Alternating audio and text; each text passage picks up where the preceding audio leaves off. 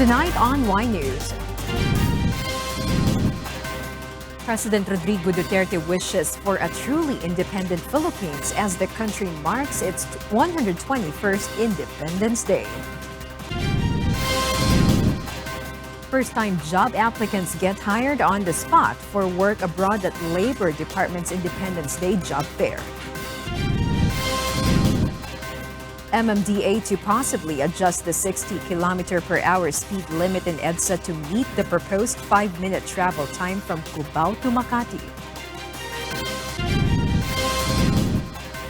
Muntinlupa City Health Office warns the public against swimming in Laguna de Bay. And several transport and commuter groups are eyeing to file a petition seeking to suspend the new point-to-point policy for UV Express service units. Good evening. President Rodrigo Duterte urges Filipinos to commit selves to ensure a truly independent Philippines. Rosalie Cos tells us why. Today is the third time for President Rodrigo Duterte to commemorate the Independence Day. He opted to celebrate in a military camp. In his message for the 121st anniversary of the Proclamation of the Philippines' Liberation, the Chief Executive urges the Filipinos to commit selves to attain a truly independent Philippines. The President also emphasizes the sweat and blood of Filipino patriots, heroes and martyrs shed to achieve the freedom Filipinos of today enjoy. President Duterte says we should commit ourselves to ensure that their sacrifices have not been in vain. Through this, we can achieve the dream of our forefathers within our lifetimes of a truly independent country whose people live freely in a secure, stable, and prosperous society. Looking back in 2017, the Chief Executive was not able to attend the 119th Independence Day in Rizal Park, Manila because of the Marawi siege and he was not feeling well then. And in 2018, the President said during the 120th Independence Day that although it has been more than a century since the Filipino heroes liberated us from foreign invasion, our nation still faces enemies that attack from within. Rosalie Cos, UNTV News and Rescue, Philippines.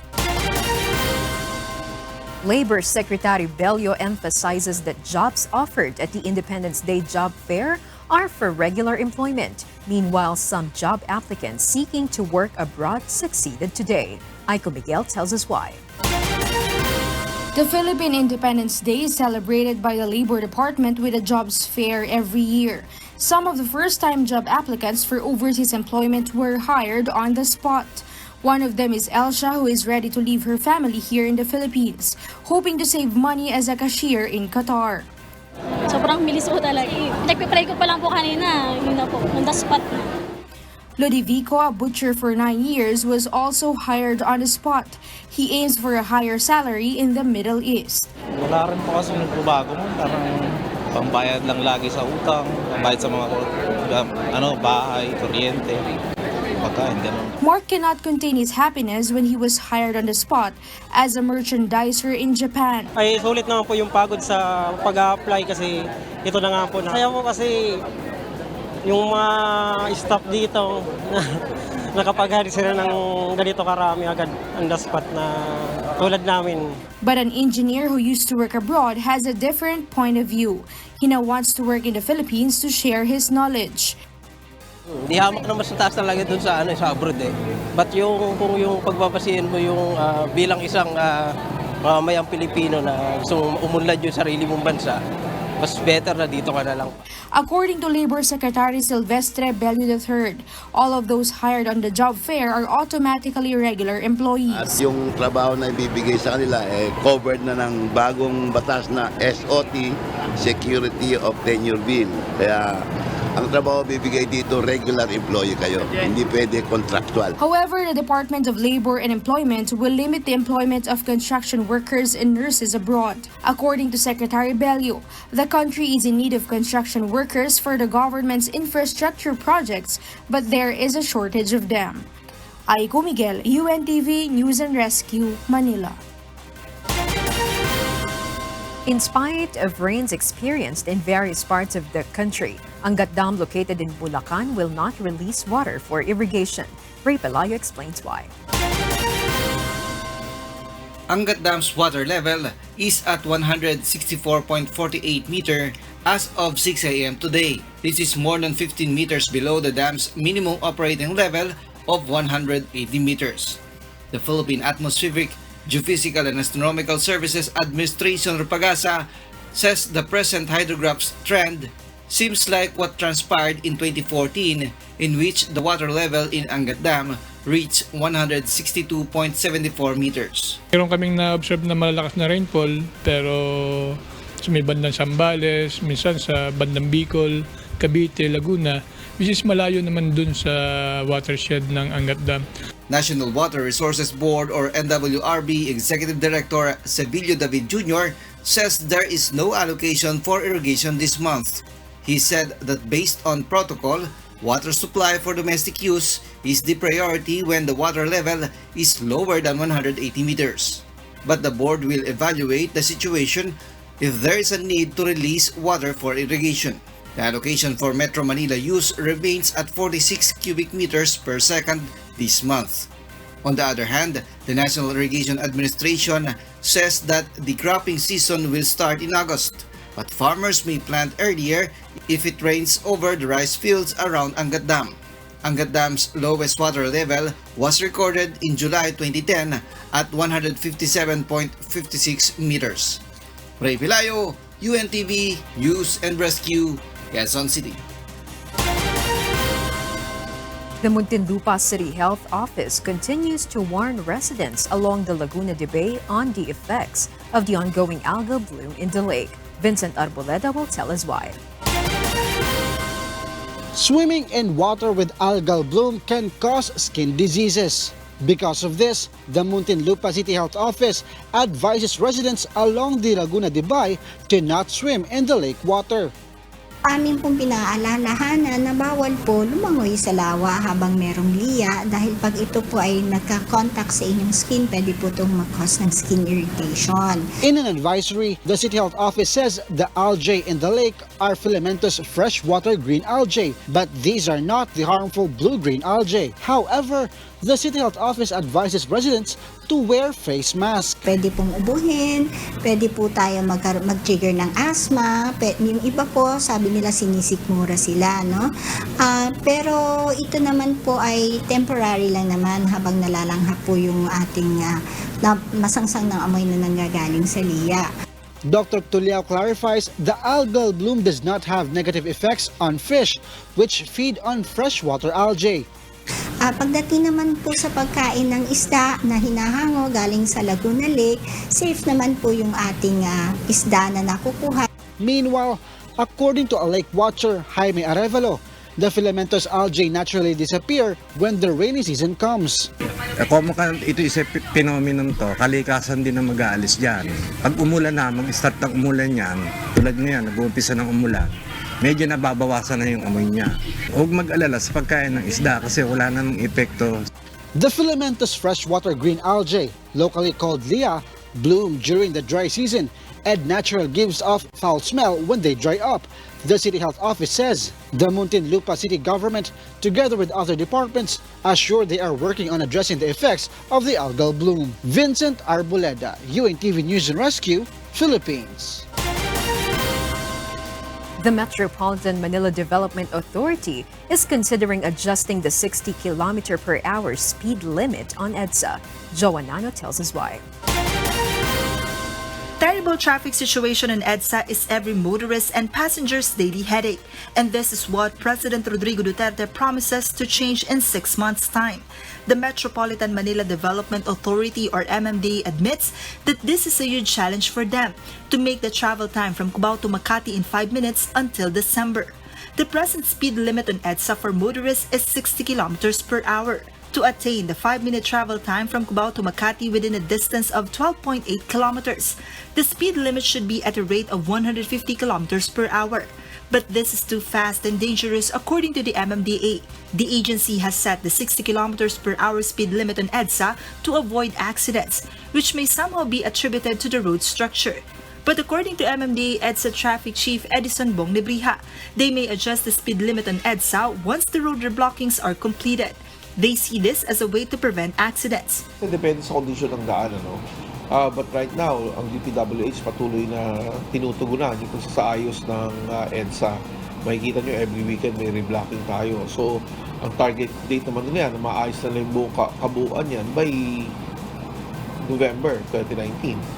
So, kung matapos yan, then we'll have a safe road, we'll have a safe EDSA, so to speak, engineering-wise. So, maaari nating taasan ang EDSA, or we keep it that way and just do the best we can in addressing the mandate of the President. The MMDA also expects the opening of the Skyway Stage 3 project and the C5 extension to ease the terrible traffic situation in EDSA.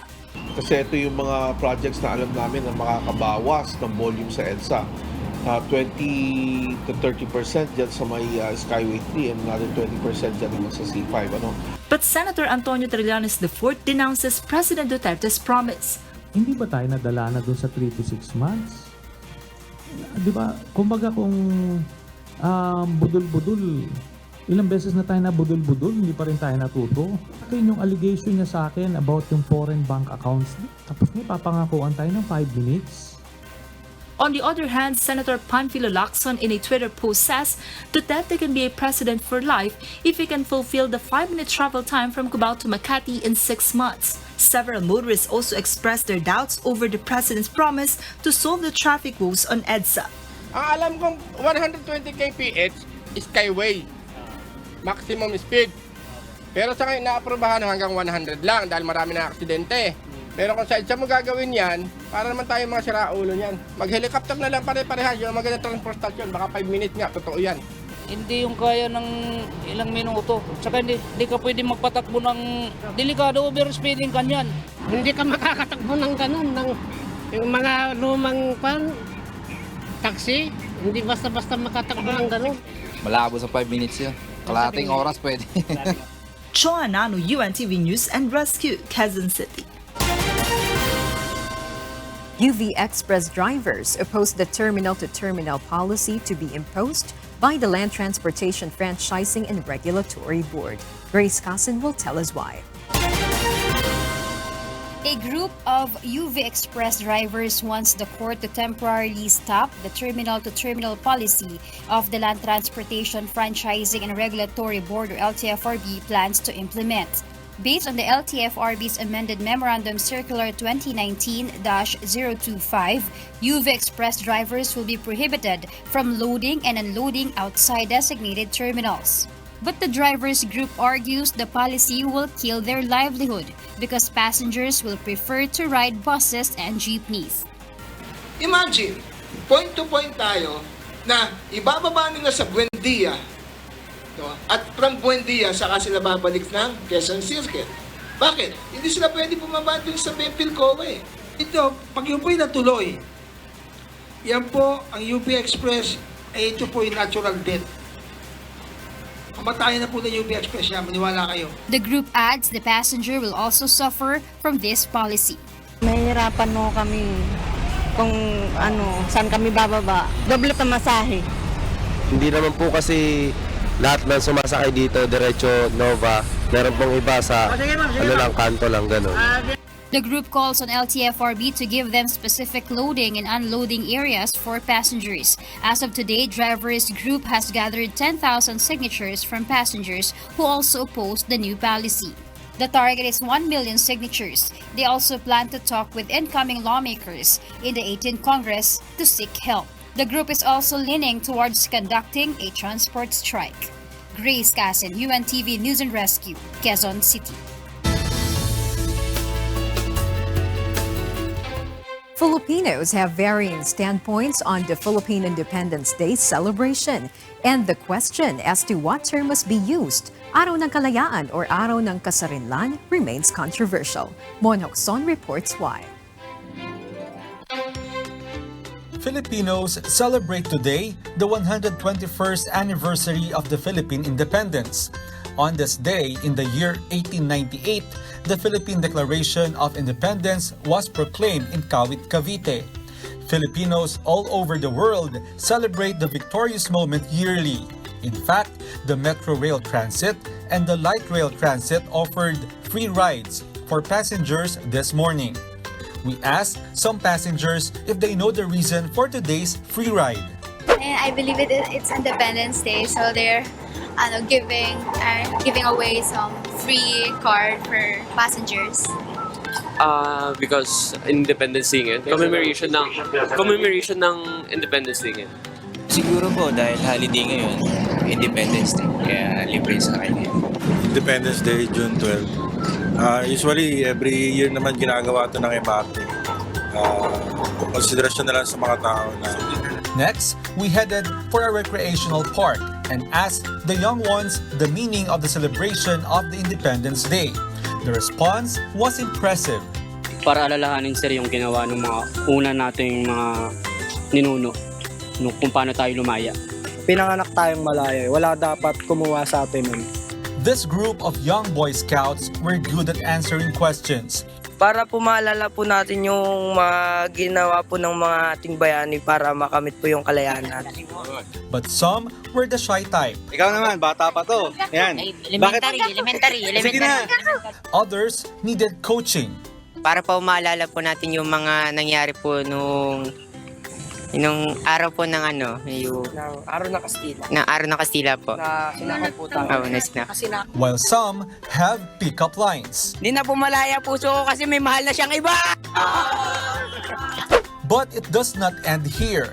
Many netizens posted some pick-up lines on social media.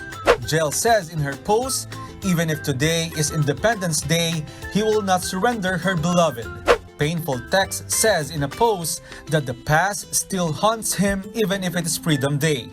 While Genesis advises everyone to move on with their feelings because of the celebration, and Jay Manalo never forgets what his ex-girlfriend did to him. As for the controversial question, what should be used? Araw ng Kalayaan or Araw ng Kasarinlan? This is the answer of the National Historical Commission. Araw ng Kasarinlan is the official nomenclature to use for the celebration of the Independence Day, while Araw ng Kalayaan is the most popular. Both can be used. Whatever term is used, there is only one message for this celebration: the freedom regained by the Philippines after more than 300 years of Spanish colonization. Mon Hokson, UNTV News and Rescue. Good evening. The Department of Education enjoins schools to hold activities that will highlight the Philippine independence. Meanwhile, Vice President Leni Robredo calls on the public to fight for equal opportunities for all Filipinos. Gladys Tuabe will tell us why. Vice President Leni Robredo urged Filipinos to draw inspiration from forebearers who fought for the country's freedom from colonizers as the country celebrates the 121st Philippine Independence Day. In her message, Robredo underscores that in choosing freedom from foreign oppressors, Filipinos have the responsibility to establish a nation where everyone will have an opportunity to live peacefully and prosperously. At hanggang sa araw na ito, nakaatang ang responsibilidad na ito sa bawat isa sa atin. Ito ang pinaglalaban ng mga nauna sa atin at ito rin ang tungkuling iniwan sa atin upang gampanan. Ang masigurong nabubuhay tayo sa isang Pilipinas kung saan umaangat ang bawat isang mamamayan. The Vice President also expresses hope that as Filipinos celebrate the country's Independence Day, it will make them remember their love and responsibility for the Philippines and the things that can be attained through unity. Robredo led the 121st Independence Day rites at the Rizal Park on Wednesday, along with outgoing Manila Mayor Joseph Estrada. Meanwhile, Education Secretary Leonor Briones, who came to Cebu to represent President Rodrigo Duterte, said that the spirit of heroism should be in everyone who willfully serves others. Secretary Briones also gives emphasis on teaching local history in order for students to know the local heroes who fought for the country's sovereignty. DepEd enjoins all schools to display the Philippine flag in their respective classrooms, offices, and residences of all teaching and non-teaching personnel from May 15 to June 30, 2019. The country's celebration is centered on Mactan Island this year to give emphasis to the city's preparations for the 500-year anniversary of the historic Battle of Mactan in 2021. The protest actions of some militants in Aguinaldo Shrine Kawit was postponed after the police intercepted. Authorities confiscated rally paraphernalia and 40,000 pesos, which is payment to all who would join the foiled rally. Actually, meron tayong 10 allegedly members ng Bayan Cavite at Pamantik na inimbitahan natin sa Kawit Police Station for further investigation. The Caviteños celebrated the Independence Day at the balcony of General Emilio Aguinaldo's house. Paglipas ng panahon, nagkaroon ito ng iba pang kahulugan at maybe iba pang uri ng kalayaan na nararanasan ang mga Pilipino. Kalayaan na matamo sa pamamagitan ng kagitingan ng ating mga bayani na nagsipagbuwis pa ng kanilang mga buhay. Gladys Tuwabi, UNTV News and Rescue, Philippines. Not only Filipinos inside the country but also those overseas celebrated the Philippine Independence Day. Niña Armilio will tell us why. In New York, no protest rally was held today, coinciding the Philippine Independence Day celebration. Filipinos in the state say it is high time for all to unite and support the Duterte administration towards the country's improvement. In Australia, Her Excellency Ambassador Maria Helen Barbara de la Vega's first official state visit to the Governor-General and Premier and other Western Australian government officials was the highlight of the celebration. The Perth government assures its trust in the Filipinos as citizens of the state. Isa lang po ang sinasabi nila na ang Pilipino dito ay napaka-hardworking, full of goodwill at napakalaki po na inyong contribution sa growth ng Western Australian economy. Several officials from the Department of Trade and Industry also came to help Filipinos start their own businesses with Filipino products to sell. Unang-una, kailangan naintindihan natin yung klase ng mga consumers dito sa Australia. Ano ba yung mga kailangan nila? At kung yung dadalhin ba natin ng mga produkto, bibenta ba dito? In East Timor, Filipino schools participated in Palarong Pinoy and cultural night presentations. Ambassadors from Brunei, Indonesia, and Malaysia and Timor-Leste officials also came to celebrate the Philippine independence. And in Italy, Filipinos from various cities gathered for the celebration. There were variety and cultural shows. The celebration also featured Filipino street foods. And the winner of a round-trip ticket to the Philippines on the day of the celebration, Imelda Morandarte, could not contain her joy. After a long time, she can now visit her family back home. Nagpapasalamat po ako sa Diyos. Unang-una po sa Kanya. Ako po ay nanalo po ng round-trip ticket sa Pilipinas. At nagpapasalamat po ako sa Independence Day. Filipino communities in other parts of the globe will celebrate the Philippine Independence Day this week. Niña Armilio, UNTV, News and Rescue. Defense Secretary Delfin Lorenzana in a statement revealed on Wednesday that a collision between a Chinese and a Filipino sea vessel occurred. The incident was reported by Filipino fishermen near the Recto or Reed Bank, one of the disputed territories in the West Philippine Sea, on June 9, 2019. The collision sank the Filipino vessel. The Defense Secretary denounces the actions of the Chinese fishing vessel, which reportedly left the scene of the incident immediately, abandoning 22 Filipino crewmen. The Filipino vessel FB Gimver 1 was anchored when it was hit by the Chinese fishing vessel. A Vietnamese fishing vessel was in the vicinity and rescued the Filipino fishermen and brought them to safety, coordinating with the Armed Forces of the Philippines Western Command. The government thanked the captain and crew of the Vietnamese vessel, but it condemns the action of the suspected Chinese fishing vessel. Secretary Lorenzana calls for the conduct of a formal investigation on the matter and for diplomatic steps to prevent a repeat of the incident. The National Bureau of Investigation prepares its criminal complaints against officials of a religious organization allegedly involved in a multi-billion peso investment scam. April Senadosa will tell us why. We are preparing the appropriate complaint against the founder and the other officers of KAPA. Criminal complaints will soon face the officers of religious organization KAPA Community Ministry International Incorporated. This, as the National Bureau of Investigation or NBI confirms, it is preparing charges against the leader of the group that allegedly runs one of the biggest investment scams in the country. Those who are involved in the scam may face large-scale estafa charges. NBI agents have raided 14 KAPA offices through search warrants issued by the Manila Regional Trial Court Branch 20 due to violation of Section 8 and Section 26 of the Securities Corporation Code of the Philippines. The offices raided are located in Taytay Rizal, San Jeronimo Bagabag, Nueva Vizcaya, Compostela, and Cebu. The house of Joel Apolinario, KAPA's founder, located in Sarangani, has also been raided recently. The NBI have yet to arrest any KAPA officer, but they were able to seize documents, records, books, and other equipment from various KAPA offices.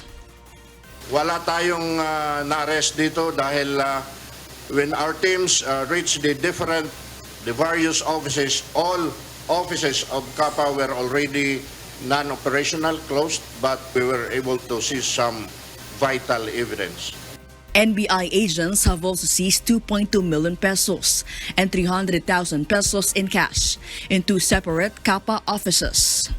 The group has expressed willingness to cooperate with authorities in the probe and maintain they are not doing anything bad. Bukas naman po kami sa lahat ng klaseng investigasyon. Bukas naman po ang aming founder sa lahat ng klase ng panawagan.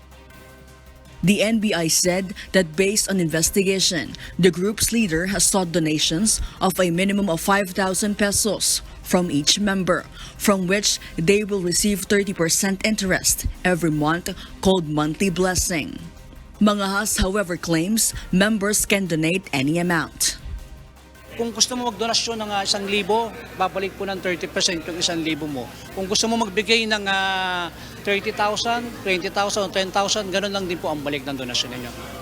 Mangahas says the group has yet to receive complaints from its members over the so-called blessings.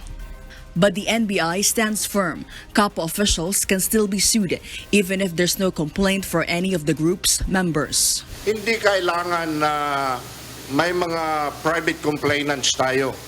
Ang importante na mayroon silang acts violated. According to Mangahas, there are 10 million KAPA members. Most of them are overseas Filipino workers and urban poor residents. April Senedoza, UNTV News and Rescue, Quezon City. Davao City Mayor Sara Duterte asserts they will not stop the protest of supporters of investment firms in the city that have been ordered to close. Janice Inhente will tell us why. The Davao City government reminds city residents to be careful in joining any investment schemes. The National Bureau of Investigation and the PNP-CIDG conducted a series of raids in the offices of KAPA Community Ministry International Incorporated in some parts of Mindanao. This after allegations that the KAPA leader is involved in an investment scam. Because of this, authorities are not discounting the possibility that KAPA members in Davao City will express their protest. Davao City Mayor Sara Duterte reminds the group that if they plan to hold a rally, they must secure a permit from the city government. We don't have a problem provided that if it's a space na kailangan ng permit, they apply for a permit. If it's the Freedom Park, wala problema. And then for all rallies, we just request that no crime is committed. Meanwhile, Mayor Duterte clarifies they are not allowing investment firms to operate in the city without the necessary documents. Sa Davao, kapag walang permit, hindi talaga namin ina-allow. So they first get their permits from the regulatory offices and they apply sa business bureau namin. So kung hindi pa complete, hindi namin ina-allow to operate. Mayor Sara also advises her constituents to be careful in using their hard-earned money in any investments. Janice Inhente, UNTV, News and Rescue, Davao City. The Partido Demokratiko Filipino Lakas ng Bayan or PDP Laban may announce their candidate for House Speakership this week. Senator Manny Pacquiao says their primary criterion for the next House Speaker is loyalty to the President. Nel Maribuhok will tell us why. Partido Demokratiko Pilipino Lakas ng Bayan or PDP Laban will leave to its chairman, President Rodrigo Duterte, the decision who will be their candidate as the next House Speaker. Senator Manny Pacquiao says he will have a meeting with President Duterte before he leaves for a boxing fight in Las Vegas. Kasi kung mag-suggest ang Pangulo ng hindi PDP, yun saka ako magsasuggest ng kailangan PDP kasi PDP ang Pangulo natin.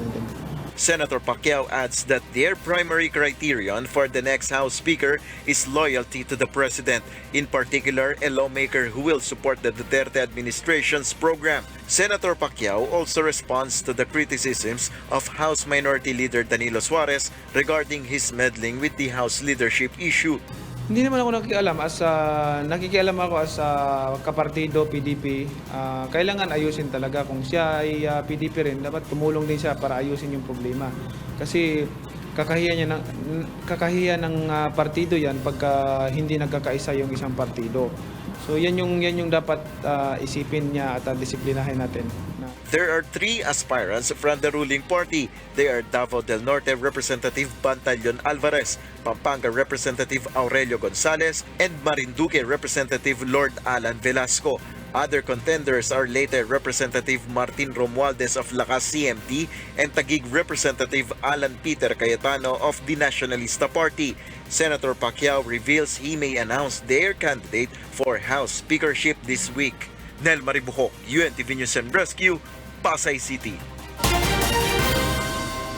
Congresswomen Imelda Marcos and Gloria Macapagal Arroyo are among the wealthiest members of the House of Representatives based on a 2018 Statement of Assets and Liabilities of Congressmen, while a party-list representative remains to be the richest congressman in the 17th Congress. Grace Casin will tell us why. One Pacman Party List Representative Mike Romero tops the richest congressman from 2016 to 2018 under the 17th Congress. He has a net worth of 7 billion pesos based on the Statement of Assets, Liabilities, and Net Worth or SALN released by the lower house. Romero is the chairman of the board of a big company and owns a basketball team in the Philippine Basketball Association or PBA. Aside from Romero, Negros Occidental 3rd District Representative Alfred Benitez is also listed as a billionaire. Ilocos Norte 2nd District Representative Imelda Marcos and Pampanga 2nd District Representative and House Speaker Gloria Arroyo are also included in the top 10 richest members of the 17th Congress. Meanwhile, Kabataan Party List Representative Sara Ilago remains the poorest congressman with more than 85,000 net worth. Grace Casin, UNTV News and Rescue, Quezon City. The Philippine government has talks going on with Russia for labor agreements that aim to protect Filipino workers in the transcontinental country. Catherine Martinez explains why. There is no labor agreement between Philippines and Russia. According to data from the Philippine Embassy in Russia, there are thousands of Filipinos in Russia and majority of them live and work in Moscow and St. Petersburg. The Philippine government sent House Speaker Gloria Arroyo to hold talks with Russian officials last week on the matter. Dapat maawa naman yung mga officials na nangyayari. So, pinento ko doon sa forum, nasa 10,000 sila, pero halos dahil 200 lang ang quota, halos sila ay nagpupunta rito na yung visa nila ay hindi tunay, hindi totoo. O kaya kunyari estudyante o kunyari negosyante. Kaya naman parating natatakot na baka isang araw mahuli, mapaalis. Yaya is a Filipino who has been working as a house help in Russia for 10 years. She still fears until now because her kind of job and situation cannot be considered legal.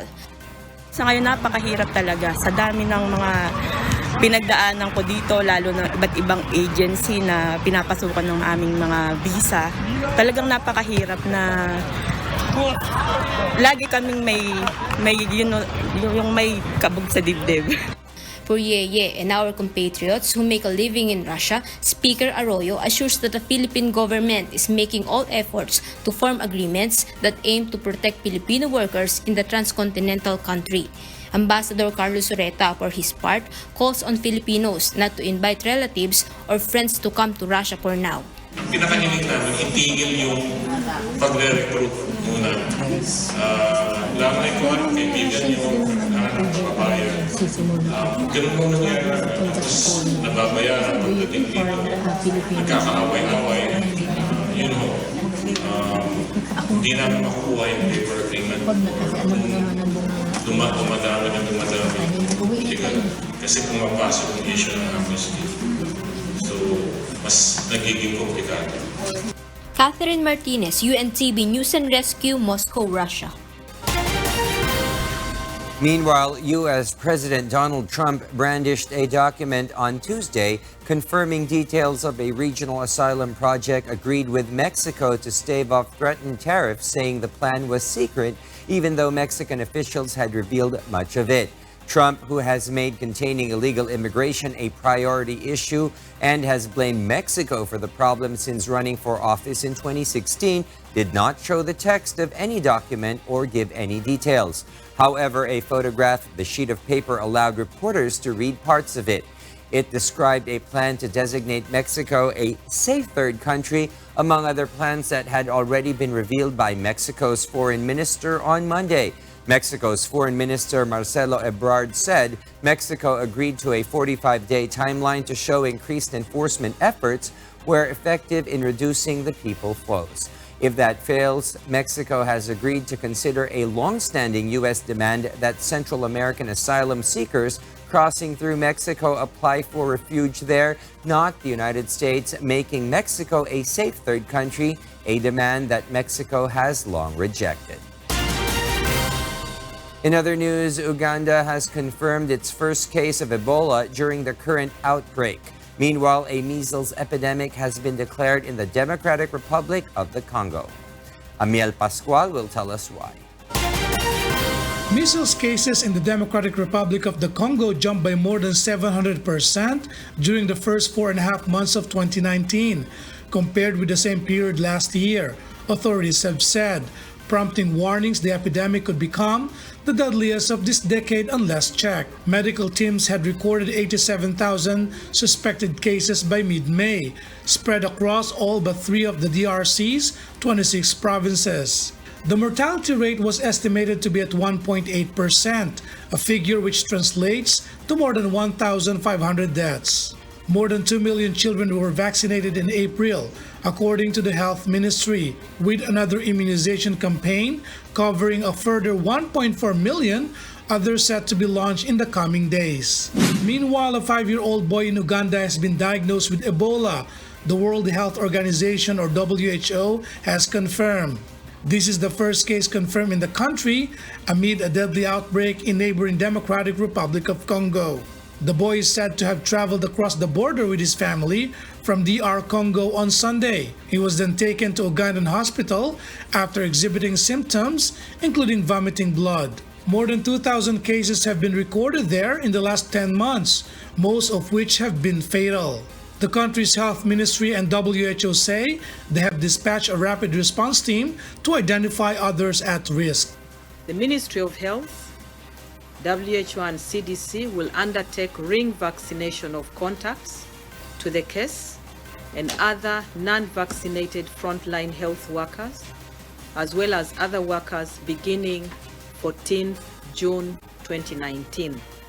Amiel Pascual, UNTV News and Rescue. A huge plague of locusts is wreaking havoc on the Italian island of Sardinia in the worst insect invasion in more than 60 years. Meanwhile, a Russian journalist has been freed after drug-dealing charges against him were dropped following a public outcry. Kath Dumaraos will tell us why. In Russia, Russian journalist Ivan Golunov, released on Tuesday from police custody, thanked his supporters. Golunov also said he wanted an investigation into his arrest on drug charges to continue. Police suddenly dropped drug charges against Golunov earlier in the day after his arrest sparked outcry among his fellow reporters and several prominent public figures. Golunov was cheered by several hundred reporters and onlookers outside a police building. He choked back tears as he said he hoped a similar drug-related case would not happen to anyone. In France, French emergency room workers held a protest in Paris on Tuesday in front of the health ministry to denounce the deterioration of their working conditions and call on the government to take measures to remedy the situation, such as increasing salaries and the number of employees. Patients increasingly complain of overcrowded emergency rooms and, in rural areas, travel times to the nearest clinic, while nurses frequently bemoan a shortage of beds and staff. According to the Health Workers Collective Inter-Urgencies, 95 emergency room services have declared a strike as of Tuesday, nearly 3 months after the start of the movement on March 18. In Germany, eyewitness video captured the moment a violent hailstorm caused a car windscreen to crack in southern Germany on Monday. The heavy precipitation was such that several motorists stopped voluntarily at the roadside and waited until the storm was over. Because of the storm, trees were uprooted and the fire brigade had to use chainsaws to clear roads and paths again. And in Sardinia, swarms of locusts have destroyed crops and infested houses on the Italian island of Sardinia in the worst such invasion in 70 years. The locusts have devastated animal grazing pastures covering some 2,500 hectares of land in the central province of Nuoro between the small towns of Atana and Orani. Locusts are often seen in Sardinia during the summer, but farmers said it was the worst outbreak since the end of World War II and was mainly due to odd weather patterns over the past 2 years. Kat Dumaraos, UNTV News and Rescue.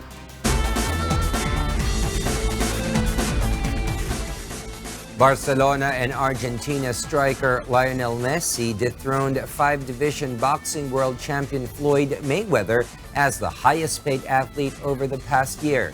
Vincent Arboleda tells us why. Barcelona and Argentina striker Lionel Messi, who scored 36 goals while leading Barcelona to the La Liga title this year, earned $127 million between his salary and endorsements to move up one spot on the list of the world's 100 highest-paid athletes. Juventus forward Cristiano Ronaldo, Paris Saint-Germain forward Neymar, Mexican boxer Canelo Alvarez, and Swiss tennis great Roger Federer rounded out the top 5. Mayweather, who topped the list in 2018 and 4 times in 7 years, only had an exhibition match last December in Japan and did not crack the top 100, which is comprised of athletes from 10 different sports. Players from the National Basketball Association led all sports with 35 players among the top 100, none higher than Los Angeles Lakers forward LeBron James, who was ranked 8th with total earnings of $89 million, followed by Stephen Curry with $79.8 million and Kevin Durant at $65.4 million. American football was the next most represented sport with 19 players, followed by baseball with 15 and soccer with 12. According to Forbes, the highest-paid athletes of its list collectively earned $4 billion over the last 12 months, up 5% from last year's earnings of $3.8 billion. Forbes also said Americans dominate the list with 62 athletes, which it credits to sky-high salaries in the major sports leagues. The only woman on the list was U.S. tennis star Serena Williams, who was number 63, having earned $29.2 million. Vincent Arboleda, UNTV News and Rescue. And those are the reasons behind the news this June 12, 2019. On behalf of Alex Baltazar and Angelo Castro III, I am William Theo, and before we close, we will recap with today's significant sound bites. Because we need to know, we will always ask why. Good evening.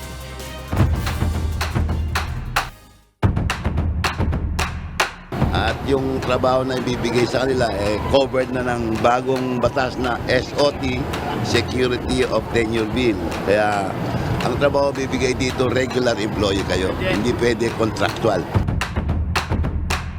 Pag yun po'y natuloy, yan po ang UP Express ay ito po yung natural death. Kamatayan na po ng UP Express yan, maniwala kayo. We are preparing the appropriate complaint against the founder and the other officers of KAPA. Kasi kung magsuggest ang Pangulo ng hindi PDP, yun saka ako magsasuggest ng kailangan PDP kasi PDP ang Pangulo natin. Amin pong pinaalalahanan na bawal po lumangoy sa lawa habang merong liya dahil pag ito po ay nagka-contact sa inyong skin, pwede po itong mag-cause ng skin irritation.